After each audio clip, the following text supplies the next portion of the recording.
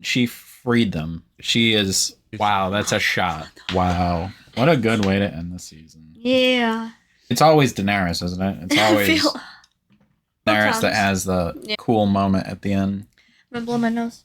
Holy shnikes, Batman. Well, we are there again. We are. One more season down. We're not even halfway done with the series. Season 3, it definitely was better than season 2 in my opinion. Like overall, that ending, that season episode 9 still is a dagger. It still feels raw to me now. Doesn't matter how I look at it, and I'm going to have to really go back and look at this season and in the lead up to that moment, but there were so many good moments early on, whereas in the last season 2 it didn't have those standout moments like this season did. I really liked it. It was on par, maybe a little bit under for season 1 for me, but man. And to rub salt in the wound, in the beginning we get the phrase murdering all the Stark bannermen and parading Robb Stark's body around. That was vulgar. Yeah.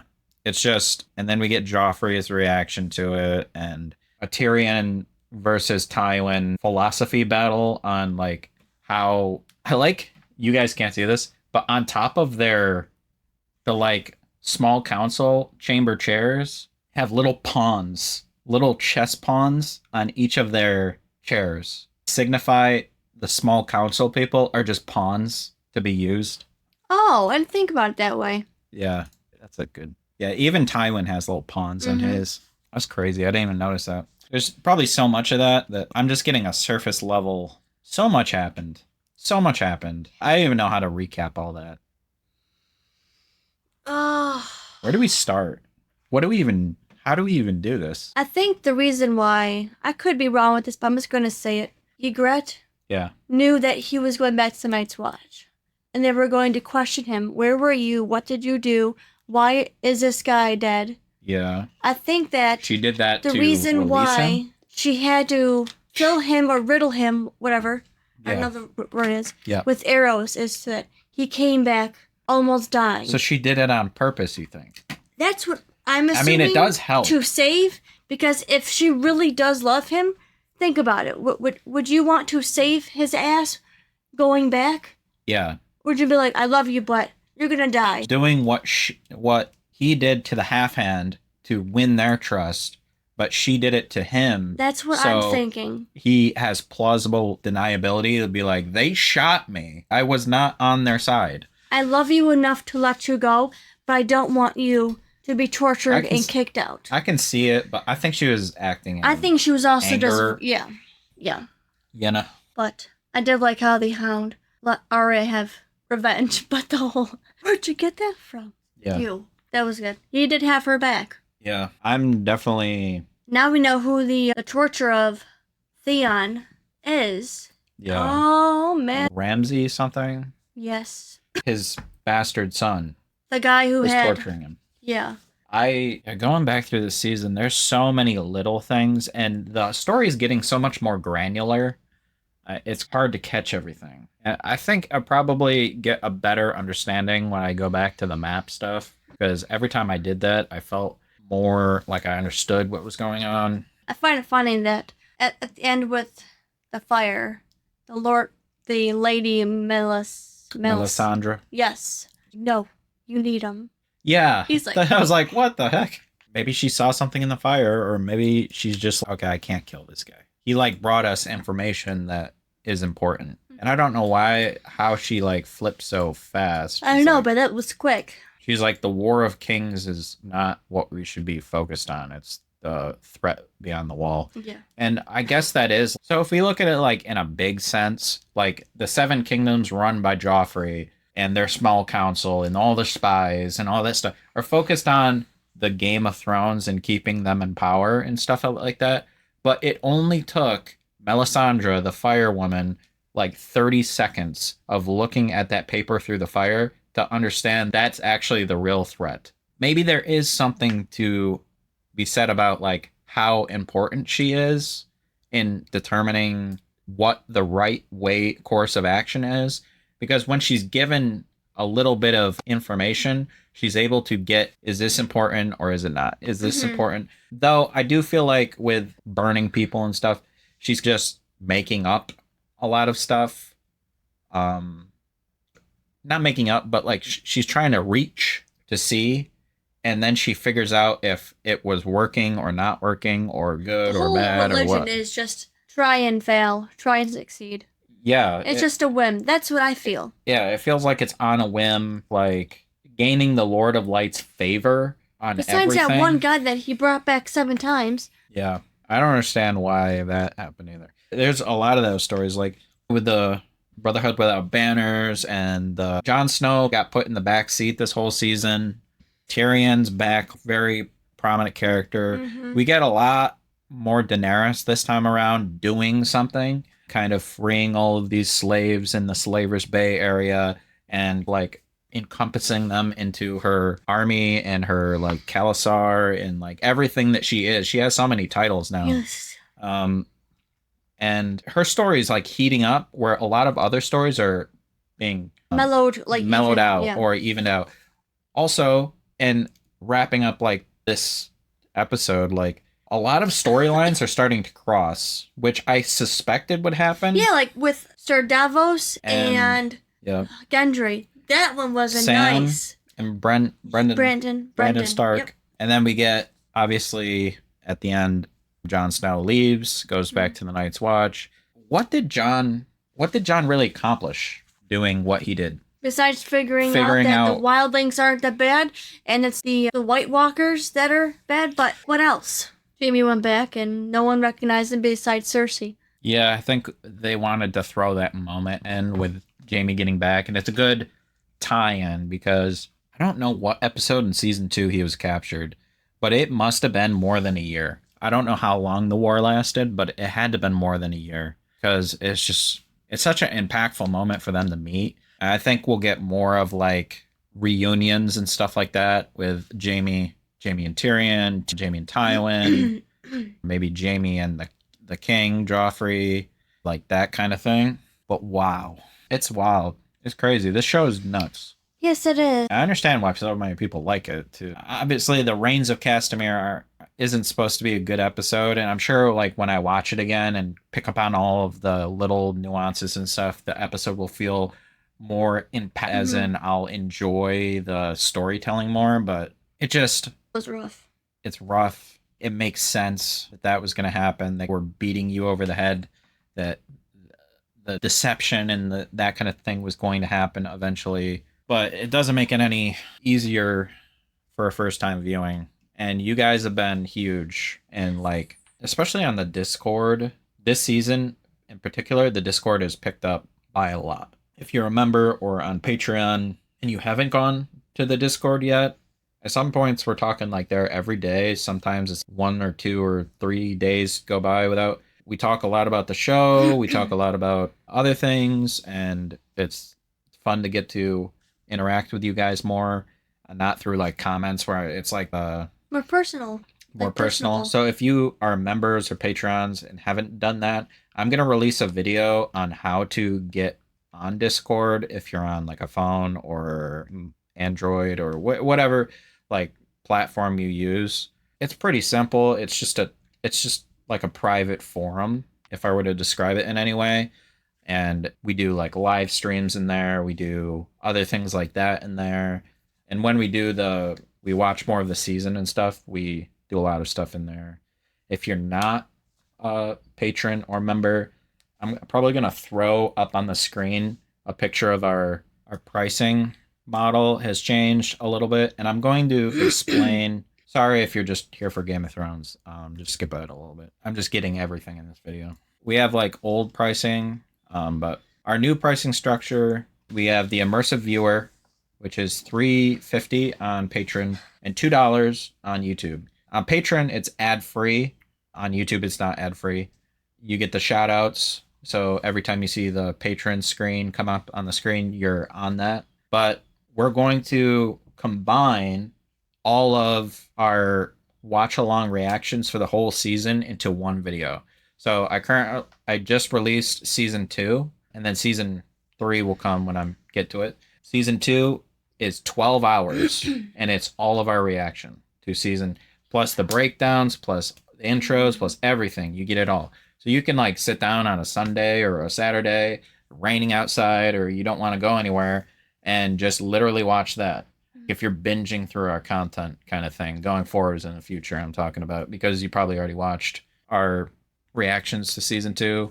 But it's just a ad-free way, so you can do it start to finish. No cuts, no ads, no different videos, no breakdown video, no reaction video, no intros, video separated. It's literally all condensed into one. And then we got the immersive crew, which is where you get all the watch along reactions, weeks early on episodes if you're on the YouTube side.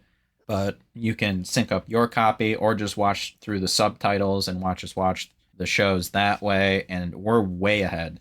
Currently on YouTube, we're on like episode 5 coming up in a few weeks, and we're already done with this season. So we're probably already done with the next season by the time you see it. So if you want to catch up to where we're at, feel free to do that. And then the immersive cast is every single bit of content we've ever made is on there. And you get the extended cut of our normal YouTube reactions, which is simply the whole episode. So you get a YouTube cut that's like longer. So that's everything. You get everything. And currently we're sitting at 29 members. And you guys are... That's incredible. Thank you. Yes. We got Gordon Freebase, Pasha Maria Lopand, this guy that doesn't have a name, Emmy Wan, Tatiana Lannister, Winterfell Forever, Tommy Megafin, I don't know Maria's last name, Dot, Shaquille Rolay, Cody Houston, Kayana DeMoss. I can't read that cursive. Rayafin, Boston Pangle, Amanda Sargent, KPT, Christiana Fogelin, and then Pasha Maria Lopend is also a member and a patron. She subscribes to both, even though she gets the same thing. I don't know why you're doing that, but you get the same content. If you're just supporting us to support us, thank you. That's incredible. Sultan, Matt A, Renji Sever, FDK, Tyler, I can't read, Tyler David, Lab 28. And we got our top 3 contributors for all time. TFG has been a YouTube member for 1 year. Random has been a patron for 6 months. And Jeremiah has been a patron for 6 months. And we really appreciate all the support you've given us. We're hitting our first milestone. Yeah. And it's honestly, you guys are keeping it going. It would not be going if you weren't supporting us in this way. It's been rough, to say the least. I'm not going to continue to... I feel like I've been talking about the challenges of the channel way too much. I'm sure you guys just want to watch our stuff and don't really want to hear me complain every 5 seconds. So I'm sorry if that's been an annoyance. I'm sick of myself complaining. It's how much complaining I've been doing. That being said, we're always going to... even if YouTube stops or pauses, we're always going to continue with the Patreon stuff. And I will give you full time to make whatever preparations you need to make if I'm slowing down with videos or if I'm, say, pausing the Patreon for any reason, if a health problem or whatever like that. So I'll be upfront with that. But we're going to do Histories and Lore in a little while. Not right now. Probably next week, because we're going to take a break. We always take a 1 week break between seasons. So you're not going to get an episode next. But we'll probably do Histories and Lore for you guys. And then we'll get into season 4. Wow. Season 4. We're going. We're hoofing it. And by the time, if we keep our 5 members in the milestone coming up, we're going to make our first milestone, which is an ambience update. I'm going to update the room. I'm going to change our setup a little bit, move stuff around, and make things a little more permanent, because right now the room is set up and break down. So like I have to break my cameras down, my audio equipment down, and all that to like kind of move on. Permanent. Yeah. And if you want to leave us any comments in the Patreon or YouTube section of anything that we missed or you want us to talk about in the upcoming Histories and Lore. We'll hit on that before we go into Histories and Lore. I'm trying to like, normally we have like epiphany type moments, but it feels like this is the end of the first act. If I were to summarize the show ending in this way where the Starks are just demolished, is the end of Act 1. There's a few left, but the ending of Act 1. This is the conclusion of all of seasons 1, 2, and 3. It feels like season 3 wrapped up a lot of things to do with, and now we're pivoting going forwards to maybe the Wall or Daenerys or other things, but we're going to get a lot of less screen time from key characters going forwards, obviously because they're either dead or irrelevant at this point, and it's going to shift what tone, what direction it's going to take. If I'm going on what the show's giving me, it's going to get darker. I don't know if you can get darker than that slaughter of the Starks. Yeah, but I would assume we're in for some more stuff. Now, what we get in return, positive moments going forwards, I don't know. What retribution these characters are going to get, I don't know. It is a real natural Act 1 type of ending where we're going into an Act 2. Things are going to change tonally. It's going to get, I don't know. I really don't know. Maybe Arya has a bigger part or role. Maybe Jon Snow has a bigger role now, because they don't have a Night's Watch leader anymore. No. So maybe Jon Snow has some leadership role coming up. It feels like Tyrion has, through all the odds, maintained some of his power, even though everyone around him wants him dead. So maybe he's going to grab more and help. And the whole Varys and Shay thing, I think Varys, I don't know what that was about, honestly. I think he's trying to look out for Tyrion because he likes him and he wants him to lead, but also doesn't want him to see him upset when she gets killed. Yeah. So that she's not safe there. So I'm assuming that's what happened. But she wants to stay until he says to go. And the biggest thing, too, I think out of this whole season is the change of Jaime Lannister. Yeah.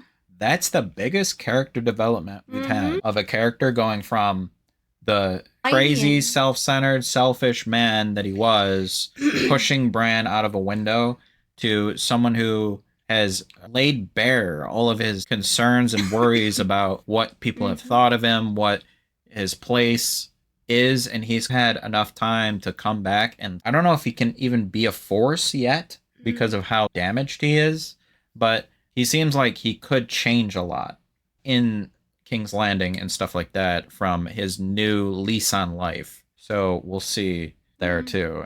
Yeah, it's going to be, I'm interested to see it. We're going to end it there for now. We thank you all for watching Immersive. Peace out. Hello. And welcome back to Immersive Reactions. So we're going into season 4, Game of Thrones. And we moved our setup around a little bit. You guys don't see that much, but we're like more forward in the room. We just have our own camera set up now. The camera will stay where it is, because before we had to take down the camera and the mics and all that stuff. More permanent. It's more permanent now. So I generally 45 minutes to set up every time I wanted to record. And that's, if we put it all together, it's 3 hours recording just to record per day. And now it should cut down on the time it takes to set everything up and break it down. We're away from the show for a little bit.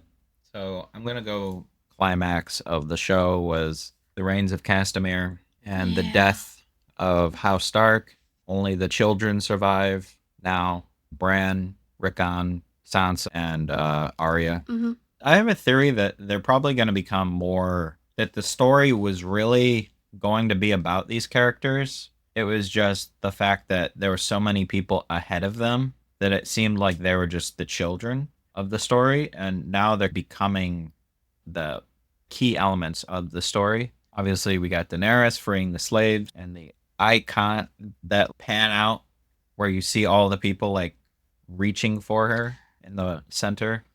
It's crazy. A lot of characters had resolutions, and I went and said that it felt like out of a 3-act structure of how entertainment's structured, it seems like the end of Act 1, the beginning of Act 2. A lot of things were finalized, quite literally finalized, with deaths of a lot of characters. And what now? It feels like we're rolling into an Act 2. A lot of times that means like the show is going to reformat how it's going to tell us the story going forward. So I'm interested to see if I can catch on to any yeah. But what were your favorite moments from that last season, do you think, that you want to see continue? I want to see how far and how big Daenerys can get, because she's getting pretty big. I think that's going to be I want to see throughout the whole show. Now that Jaime returned to King's Landing and his character changed a bit. I want to see if he continues to be a better person or if he falls back into the Lannister way. I think that now that they all realize that Joffrey is completely unhinged and no one has any control over him. Gotcha. Yeah. There's a lot of loose ends. Mm-hmm. There's a lot of things that they've hinted at that might happen, talking about the leeches and the sacrificing, and Robb Stark, Balon Greyjoy, and Joffrey were all named. Oh, yeah. Isn't Theon's sister going back to rescue him and take him back home? Took ships. I believe I recall that she took the best guys and the best ships, and she's going to go take her brother back. Oh, yeah. Yeah. Not Theon Greyjoy. No. Oh. Balon is his father. The guy who doesn't want to go back. The old man. Yeah. But Arya and the Hound have a weird but understanding dynamic. I don't know if the right word is dynamic. The Hound and Arya. Oh, yeah. I'm really interested to see where that goes. I don't know what he's going to do with her now. Is she going to Winter? He's going to take her to Winterfell, I would assume. Or maybe to Val, to her aunt. I haven't seen her in a while. Yeah. She's still in that job. Crazy cookies. Yeah, she's crazy. Arya's a little crazy, too. Maybe they can bond. But big predictions for the season. I don't know. How is it going to end?